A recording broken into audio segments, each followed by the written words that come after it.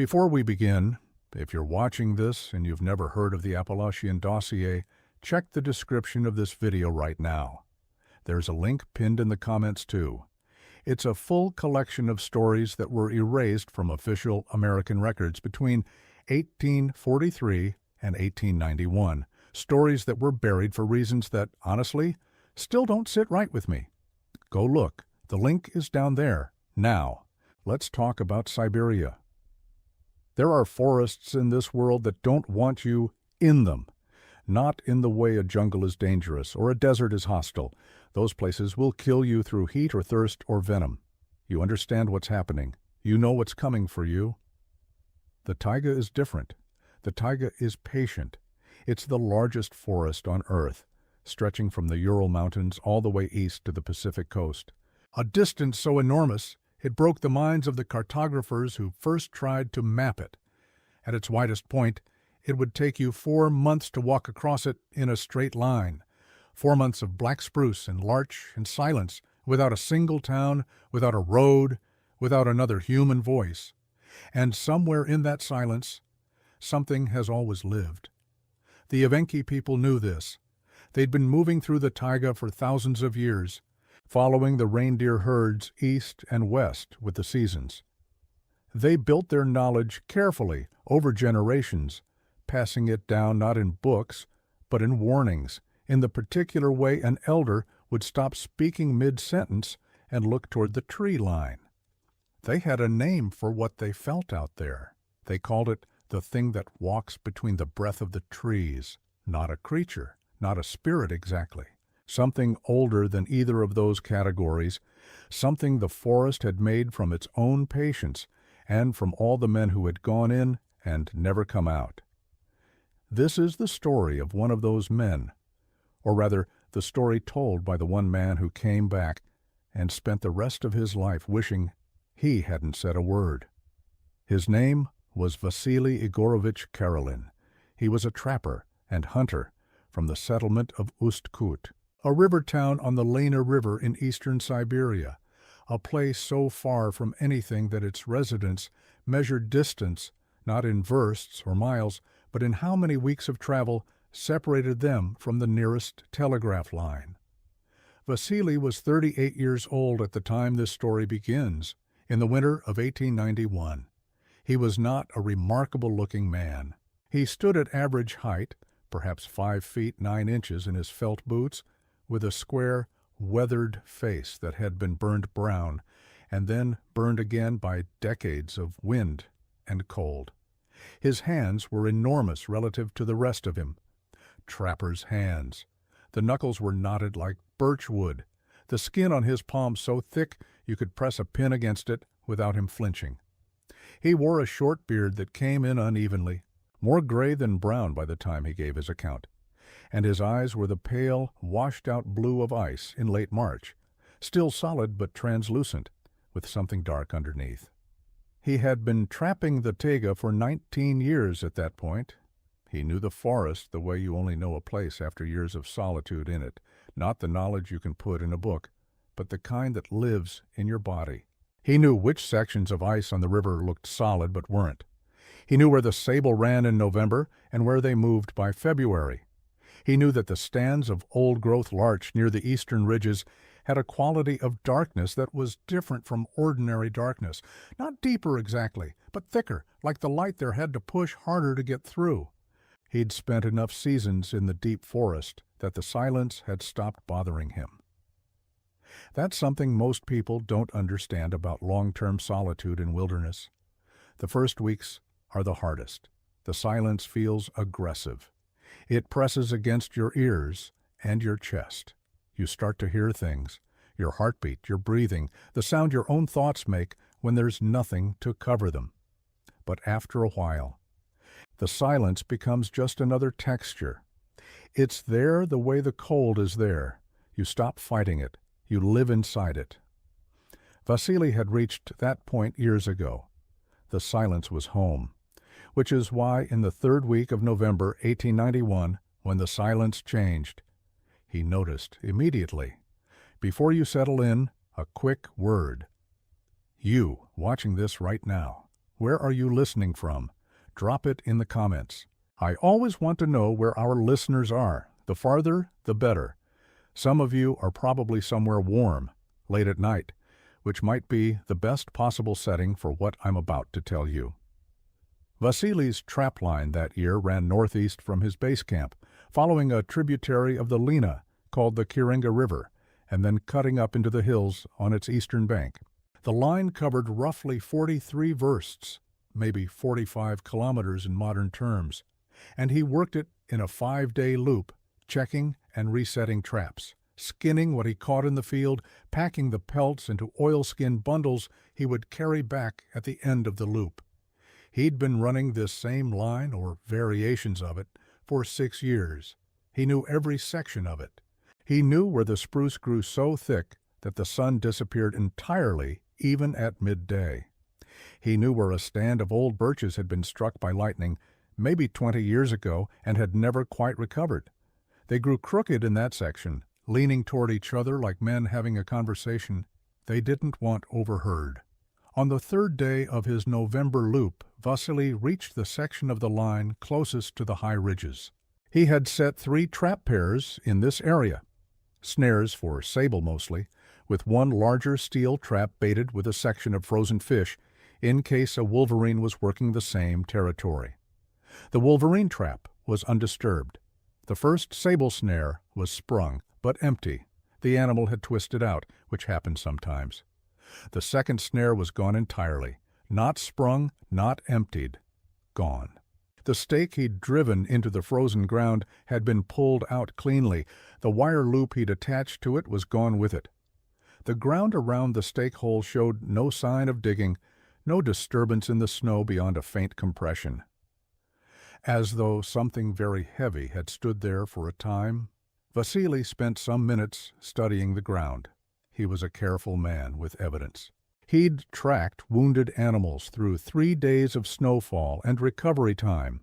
He knew what different animals did to disturbed traps, how wolverines simply destroyed them, how bears rolled them aside with their paws, how wolves sometimes carried them off. This didn't match any of those patterns. The stake had gone into the earth at an angle of about 45 degrees and was driven to a depth of 8 inches. He would have needed a hammer to drive it that deep through ground frozen solid in November.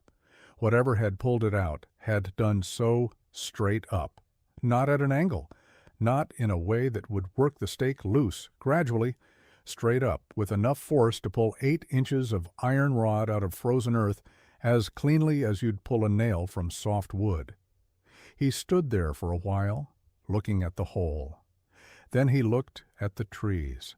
The stand of black spruce around him was dense. The canopy overhead blocked most of the sky. What light reached the forest floor came in pale shafts, barely enough to see clearly.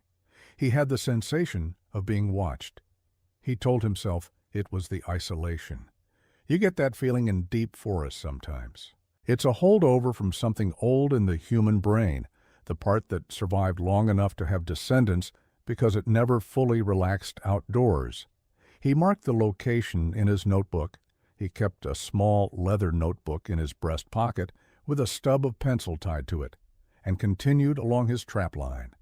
The 3rd snare was intact. Inside it, a sable, dead and stiff. He worked quickly, clearing the animal, resetting the snare, moving on. But the feeling didn't leave. The specific sensation of being watched has a quality to it that's hard to describe if you've never experienced it in isolation. It's not quite fear, it's more like the awareness of a pressure, something adjusting its attention toward you. Vasilei had felt it before over the years, usually when a bear was nearby or once when a wolf pack had been trailing him for most of an afternoon, just far enough back to stay out of sight. This was similar in texture, but there was something different underneath it.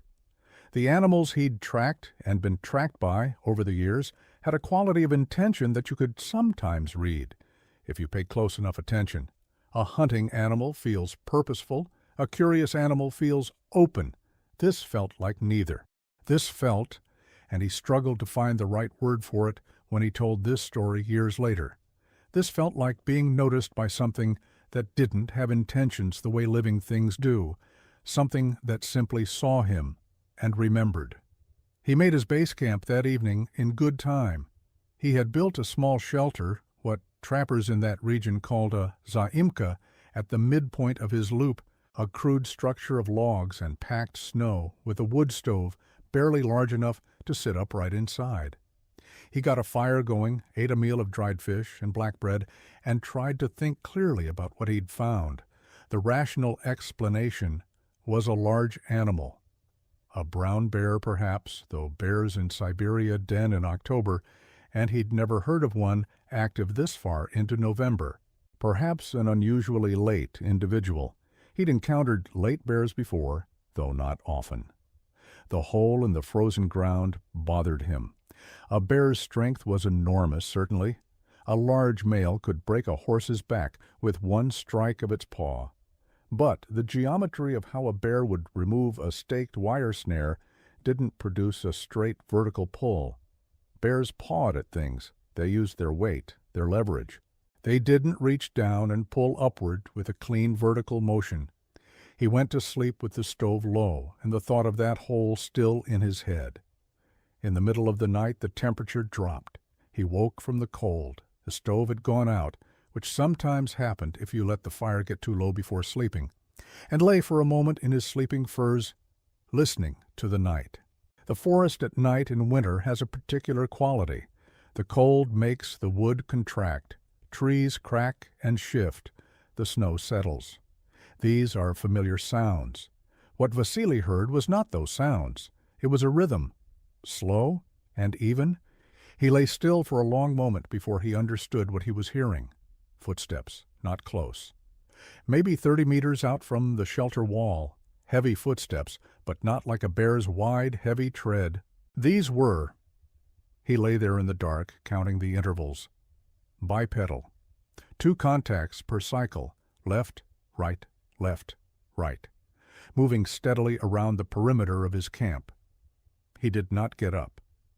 Later he would say that this was one of his better decisions, not because he was afraid.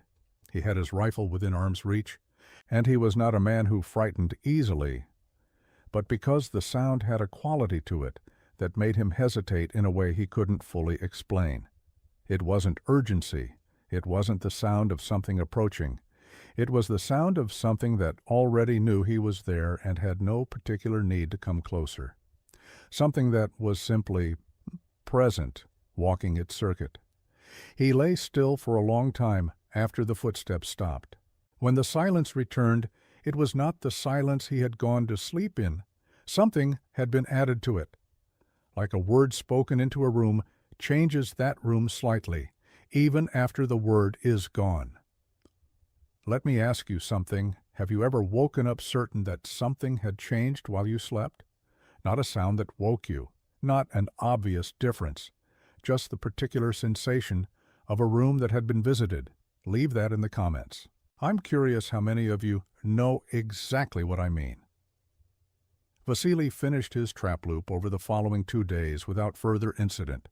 He returned to Ustkut with his pelts, filed his normal records at the trading post, and said nothing about what he'd found or heard. He spent a week in town. He resupplied. He drank tea at the small establishment near the river and listened to what other hunters and trappers were saying. A habit he'd cultivated over years as a way of tracking changes in animal behavior, unusual weather patterns, the general conditions of the territory. 2 things caught his attention during that week. The first, a Tungus man named Prokopy Dzerzhinsky, a hunter from one of the settlements on the river's northern fork, had not returned from his autumn trapping run. He was 2 weeks overdue. His family had reported it to the district office.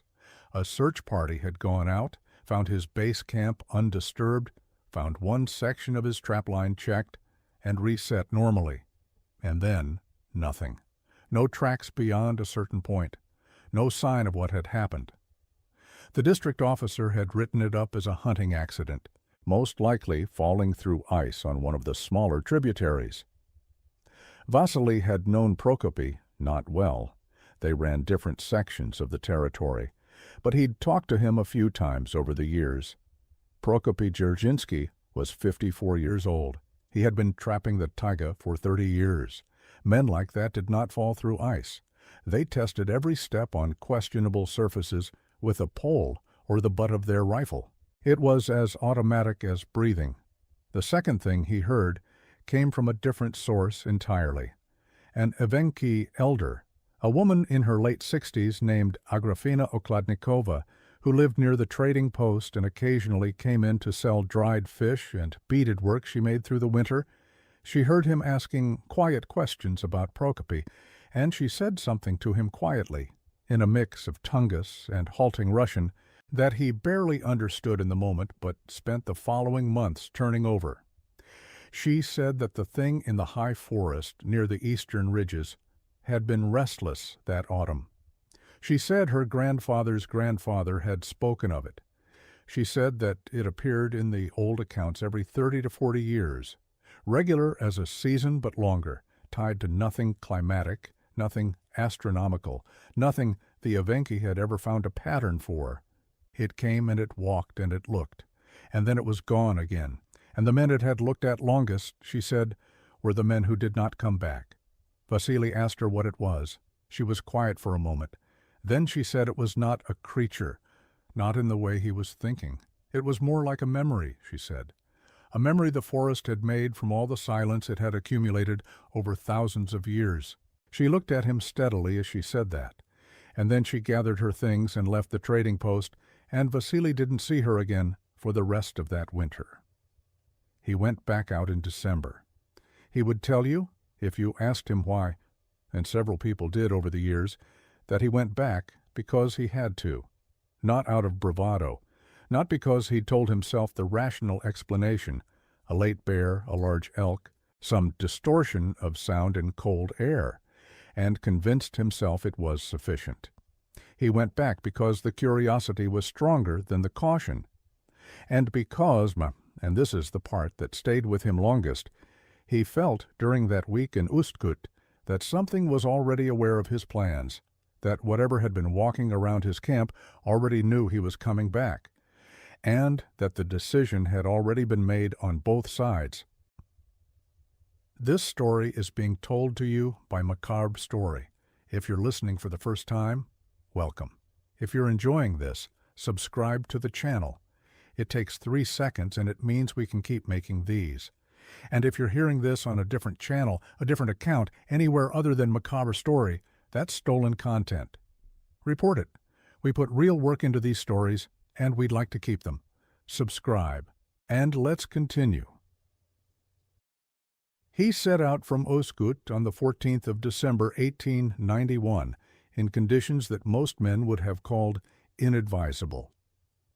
The temperature was already somewhere around minus 30 degrees. The days were at their shortest, barely 5 hours of pale, flat light before the darkness came back down. He packed heavier for this run, more food, an extra flask of lamp oil, his rifle, and 2 additional boxes of cartridges. He also packed, at the last moment, a small brass Orthodox cross that had belonged to his father. He was not a particularly religious man. He'd spent too many years in the wilderness for organized belief to have much hold on him, but he put it in his coat pocket anyway. He didn't examine the impulse closely. The first 4 days of the December run were unremarkable. Cold, dark, long. The forest in deep winter has a quality of suspension. The animals move less. Sound travels differently in extreme cold, farther and cleaner, so that you hear things at great distances with an almost hallucinatory clarity. The snap of a branch half a kilometer away arrives at your ears sharp and close, like someone clearing their throat beside you. He checked his traps. Good catches. 3 sable, a pair of ermine, 1 marten. He reset, rebaited, moved on. On the evening of the 4th day, he reached his zaimka and made camp. He was tired in the particular way of deep winter field work, bone-tired, the kind of exhaustion where even your skin feels heavy. He got the stove going, ate, drank tea, sat for a time in the small orange light, listening to the stove tick as the metal expanded. Outside, the temperature had dropped further. He could tell by the quality of the air coming through the gaps in the log walls. It was the kind of cold that had weight. He went to sleep at perhaps 7 in the evening. He woke at what he guessed was close to 3 in the morning. Not from cold this time. The stove was still going. He woke because the silence had changed again. It's difficult to explain what that means to someone who hasn't experienced it. Silence is not actually silent. In the deep forest, there are always small sounds: wood contracting, wind in the canopy, the faint sounds of the structure itself settling. What had changed was the quality beneath those sounds, the background hum of the world, the thing that you're not hearing, but that you register anyway, the way you register the absence of ticking when a clock stops. That background had gone out, as though something had pressed its hand flat against it. He lay still. He controlled his breathing. He had learned long ago that his body wanted to breathe faster when he was alert like this, and that faster breathing meant louder breathing, and louder breathing meant he could hear less. Slow. Even. He listened. For a long time, nothing. And then, a single sound. From directly outside the east wall of the shelter. Not a footstep this time. Something touching the wall. One long, slow pressure, like a hand placed flat against the outside of the logs and then dragged, slowly. A meter, maybe a meter and a half. The sound was, he would describe this later, always with the same pause and the same expression. The sound was deliberate. Not an animal bumping the structure by accident, not wind moving loose material. It had the quality of intention, of something making a sound it meant to make. He sat up. He took his rifle. He did not go to the door. He sat with the rifle across his knees and watched the door from where he sat, and the sound did not come again. Outside, nothing, the same absence of background hum. Then, gradually, over maybe 10 minutes, the ordinary sounds of the night returned. Wood contracting, wind at the canopy. The forest breathed again. He sat with the rifle until daylight. In the morning he examined the outside of the shelter. The logs of the east wall showed a mark, a single horizontal line in the frost coating the wood, the length of a large hand, maybe a large hand and a half. The frost on either side of the mark was undisturbed. There were no footprints near the wall. This is the part of the story that he would return to most often in later years, the part he said he could never satisfactorily explain. Not the sound, not the mark itself. The fact that there were no footprints. The snow around the shelter was unbroken in every direction. He walked its full perimeter that morning. He checked twice. Whatever had made that mark had not stood in the snow to make it. He looked at the mark for a long time. Then he took off his glove and pressed his own hand flat against the wood in approximately the same position the mark occupied. His hand was not quite wide enough. He was not a small-handed man. He had a choice. He could finish the last day of his loop and go home. There was no particular reason to stay.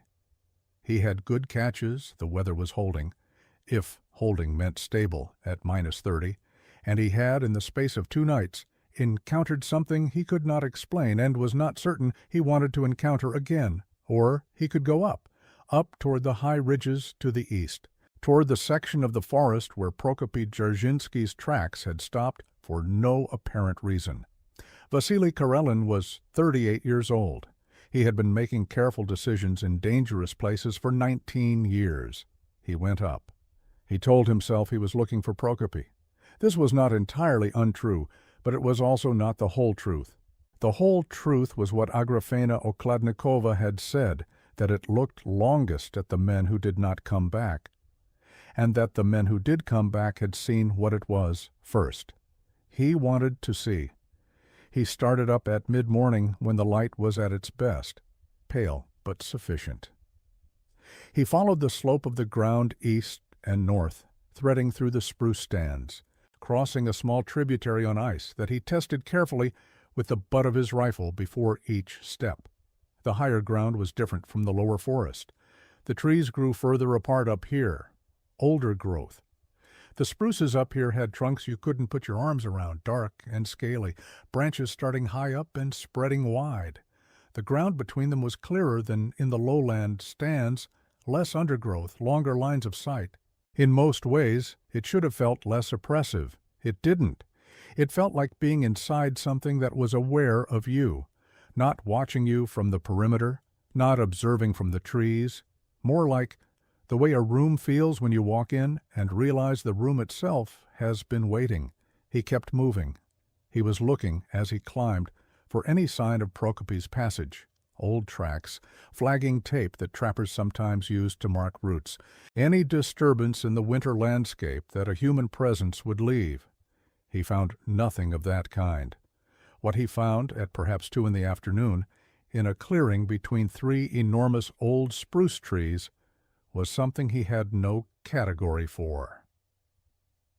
The clearing was roughly circular, perhaps 20 meters across.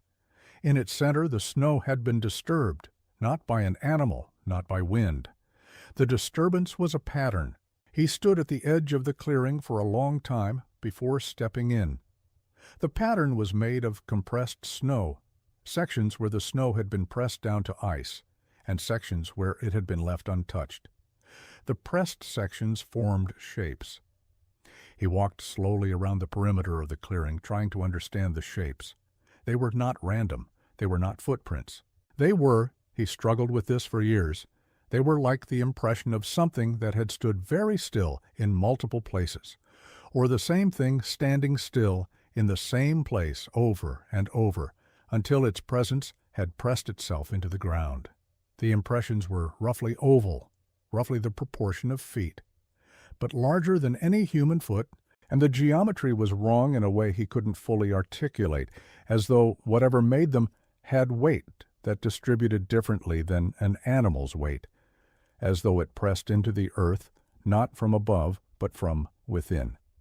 He stood in the middle of the clearing and looked at the shapes, and understood, with a clarity that sat below thought, that he was standing inside a place that had been used for a very long time, a place returned to. The old-growth spruces around the clearing were enormous, 200 years old, maybe 300, and their bark, he noticed now, on the sides facing the clearing, was marked, not like the frost on his shelter wall. These marks were deep, cut into the wood, lines and angles, not the parallel scars of an animal sharpening its claws, something more deliberate, something that might have been in another context, something like writing or a record. He looked at those marks for a long time. He did not copy them. He did not photograph them. He had no camera. He did not feel he could look at them as long as he wanted to without something happening. He turned around and walked back down the ridge. What you're listening to right now is a macabre story production. If this is the kind of content you want more of, stories that take their time, stories that don't resolve the way you want them to, leave a like and subscribe. Those 2 things genuinely change what we're able to make. And if you've had an experience you can't explain, particularly anything in a wilderness setting, an encounter, a sound, a feeling, I want to hear about it. The comments are open. Vasilei completed his December loop and returned to Ustkut. He told no one about the clearing. He spent the winter doing what he always did, preparing his pelts, making and repairing equipment, drinking tea, sleeping long hours in the short dark days. But his sleep changed, not dramatically. He was not a man given to dramatic responses, but where before his sleep had been deep and mostly dreamless, the heavy, uncomplicated sleep of physical labor, he began to wake at intervals, always around the same hour, 3 in the morning. He would wake with the clear sensation of having been in the middle of a sound. Not a dream exactly, more as though his sleeping mind had been tuned to a frequency that was still playing when he came awake, and he was catching only the last of it, the reverberation of something that had already ended. He never remembered specifics, only the texture of it, the specific quality of a sound made by something that didn't breathe. He sat through those winter mornings in his small wooden house in Ust-Kut, drinking tea and not speaking to anyone, and turning over what he had found. By spring he had formed what he thought of as a theory, though it was less a theory than a collection of observations arranged next to each other, that something lived in the high forest near the eastern ridges, that it was not an animal in any sense he understood, that it was not hostile in the way predators were hostile. It had had him within reach effectively on at least 2 occasions. If it had wanted to harm him, it had had that option. That it was, and this was the observation he returned to longest, that it was interested in him specifically, not in human presence generally, not in hunters or trappers as a category, in him, Vasilei Igorovich Karelin, 38 years old, from Ust-Kut, with his worn rifle and his leather notebook and his father's brass cross in his coat pocket. Why him, he could not say. Whether this was a reassuring conclusion or a terrifying one depended on the hour and on how much tea he'd had, and on whether it was morning or 3 in the dark. He did not go back that summer or the following autumn. He shifted his trapline south and west, running a different section of the territory, one that kept him well below the high ridges. The catches were worse. The southern sections were more heavily worked by other trappers, and the sable were thin. He made less money. He told himself this was fine. He had savings. He had enough. But the dreams persisted, the waking at 3, the residue of the unremembered sound, and gradually, over the following year, something else crept in alongside them. A feeling, difficult to name precisely. It was closest to guilt, the specific variety of guilt that comes not from having done something wrong, but from having left something unfinished.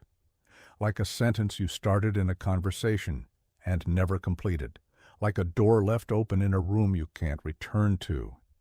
He was aware, at the level of knowledge he hadn't put into words yet, that the thing in the high forest was still there, still returning to that clearing, still pressing its weight into the same positions in the snow year after year, and that it had noticed his absence the same way it had noticed his presence.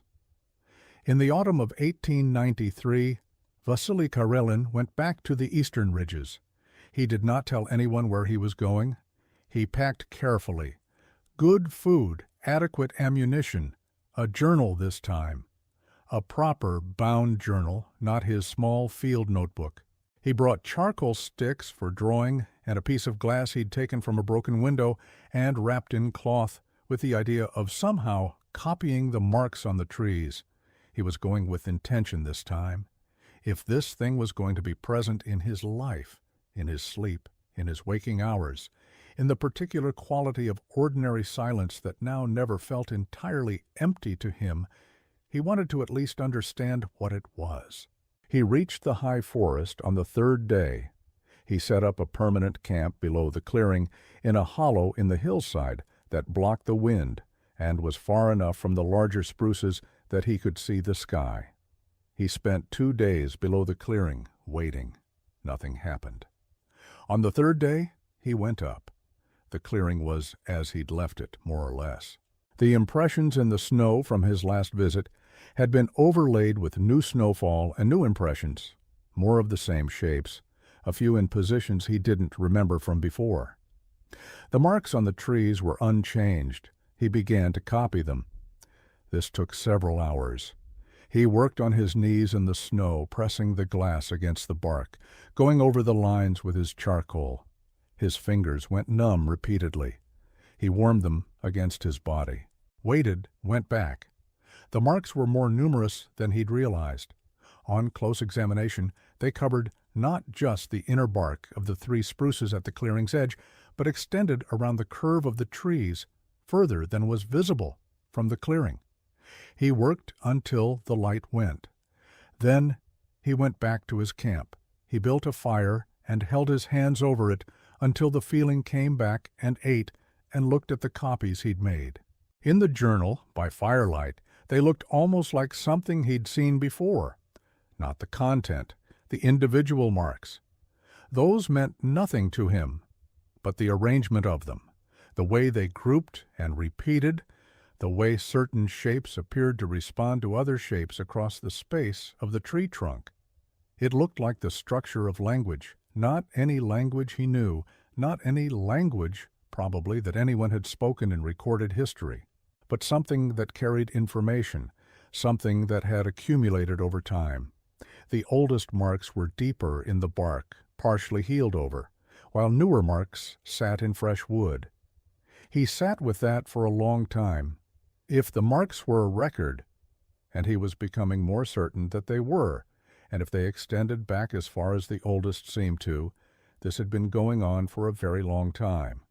Longer than the settlement of Ustkut, longer than Russian presence in eastern Siberia, longer than recorded history in this region.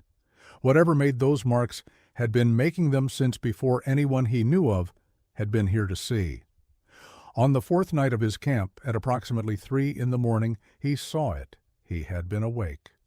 He had begun to anticipate the waking hour now, would sometimes simply choose to stay awake through the watch hours, sitting with his back against a tree, rifle across his knees, watching the clearing from below.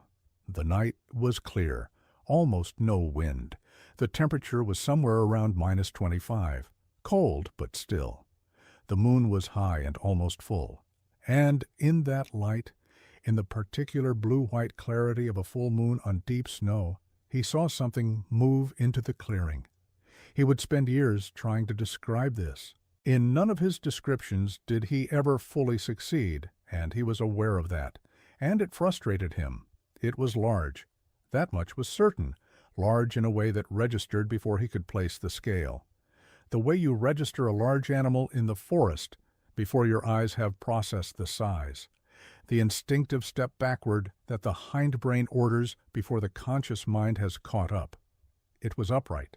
It moved on 2 points of contact with the ground like a person, but the proportions were not a person's proportions. The length from shoulders to the ground was too great. The way it balanced was slightly wrong, not wrong enough to look impossible, just wrong enough to look like a memory of a person, drawn by someone who had heard one described, but never seen one. It moved to the center of the clearing, and stopped, and stood there. Vasilei, below the clearing edge, did not move. He was aware of several things simultaneously. He was aware that he had his rifle, and that it was loaded. He was aware that shooting would accomplish nothing. He did not know what this was, but he knew with the certainty of long experience that it was not a creature that bullets would stop. He was aware that he was very cold, and that he had been sitting still for a long time, and that his leg had gone partially numb. And he was aware, with a quality of awareness that he would later describe as the most unusual sensation of his life, that it knew he was there, not that it detected him, not that it smelled him or saw him or heard him, that it had known he would be there before he arrived, that the past 2 years, his leaving, his return, his careful preparations with the journal and the glass and the charcoal, were already part of its record, already marked somewhere in those lines on the bark. It stood in the clearing for a long time. He could not say how long exactly. His sense of time had become very strange. It might have been 20 minutes. It might have been 2 hours. And then it looked toward him. He was hidden. Below the clearing edge, in shadow, on a moonlit night, in a hollow behind a tree, by any rational account, invisible. It looked directly at him. He had the sensation of being seen the way you see a word on a page, noted, recorded, filed. Not as a threat, not as prey, not as anything that required a response, just seen. And then it moved to the trees at the clearing's edge. He could hear in the cold, still air the sound of the marks being made, a slow, deliberate sound, not like claws, like something being pressed and turned. He did not look away. He sat in his hollow behind his tree and listened to the thing record him, and watched the edge of the clearing and did not move until the sound stopped and the clearing was empty again, and the silence returned to something close to ordinary. Vasilei Karelin left the eastern ridges the following morning. He walked back to his base camp, packed his equipment, and started the long walk back to Ustkut. He did not run. He did not look over his shoulder more than occasionally. He felt oddly something close to calm, not the calm of a man who has decided nothing happened, the calm of a man who has decided that what happened was what it was, and that he understands as much of it as he is able, and that the rest is beyond the range of understanding available to him. He returned to Ustkut in late October and spent the winter writing. He filled the journal he'd brought, then a second journal, then a third. He wrote down everything: the missing trap stake, the footsteps on the first night, the mark on the shelter wall, the clearing and the shapes in the snow, the marks on the trees and the copies he'd made, the night he watched, what he'd seen, what it had done. He wrote it all carefully, in his plain, direct way, without embellishment, without the kind of language men use when they want to make a thing sound more or less frightening than it was. He wrote it the way you'd write a survey report or a trapper's field notes. What was here? What I saw, what I heard, what I found. He gave the completed journals to a man in Ustkut, a retired school teacher named Afanasy Miroshnikov, a man in his 60s who had spent his career in small settlements across eastern Siberia and who had heard enough strange things over those years to take a strange account seriously. Vasilei asked him to keep the journals, to make copies if possible, to give them to someone after his death who might know what to do with them. Miroshnikov asked him if he was dying. Vasilei said he didn't think so. He said he was just careful. He continued trapping for another 11 years. He ran different sections of the territory, not the eastern ridges, not that part of the forest, not because he was afraid. He was genuinely not afraid. He would say this later to the people who heard pieces of his story and came to ask him questions. No, he was not afraid of it. He was afraid of himself, of what he might do if he went back. He was afraid that the curiosity was too strong, that if he went back to that clearing, he would go further than he had, that he would try to get closer, that the thing he had felt when it looked at him across that moonlit clearing, that sensation of being seen, of being recorded in something ancient and patient, that he would want to feel it again, would need to feel it again. And he had a clear-eyed enough understanding of human nature, of his own nature, to know that this was the direction most likely to end the way Prokopy Dzerzhinsky had ended. Some things look back, and the men they look at longest are not the careful ones. They're the ones who needed to be seen. He was 61 years old when he gave his final account. It was 1904. Russia was at war with Japan. The world had other concerns. The account was given to a correspondent for a regional newspaper, a young man named Stepan Petrov, who had come to Ustkut to write about the conditions of the trapping trade in eastern Siberia. Petrov wrote it down faithfully. His article was rejected by his editor, who told him it was too strange to print beside serious news. Petrov kept his notes. Those notes passed through several hands over the following decades, through the dislocations of revolution and war, and forced resettlement that moved so many documents into unexpected places, archives no one fully cataloged, private collections of amateur folklorists, the occasional academic paper that appeared in publications read by very few people. By the time researchers began to take a serious interest in what Vasilei Karelin had described, most of the primary documents were gone or somewhere inaccessible. What remained were Petrov's notes, incomplete but detailed enough, and a single copied page from one of Miroshnikov's transcriptions of the journals. A single page out of 3 volumes. The page described the marks on the trees. It included in the margin one of Vasilei's copies from the glass he'd pressed against the bark. Researchers who looked at that copy later noted that the marks bore no resemblance to any known writing system. Not runic, not Turkic, not any Siberian script. But several of them independently noted the same thing Vasilei had noted by firelight in his camp below the clearing, that it had the structure of language, that the marks weren't random, that they were arranged with the internal consistency of something that carries meaning. What that meaning might be, no one has been able to determine. The trees on the eastern ridge above the Kirenga River tributary are still there, or they were still there as of the last serious expedition to that area in 1973. The researcher who made that expedition noted in his report that the clearing was still present, recognizable from Vasilei's description, and that the marks on the trees had continued past the ones Vasilei had copied. The newest marks, the ones made since Vasilei's last visit in 1893, were cut deeper than the older ones, as though whatever made them had become more certain of what it was writing, or more urgent. The 1973 researcher stayed in the area for 4 days. On the third night, he wrote in his report, he woke at approximately 3 a.m. with a sensation he described with apparent embarrassment and with careful academic hedging, as a conviction that something outside his tent had been standing there for a long time. He reported no sounds, no tracks, no visible disturbance, only the conviction and the feeling, he wrote, that whatever had been standing there had now added something to its record. He left the following morning.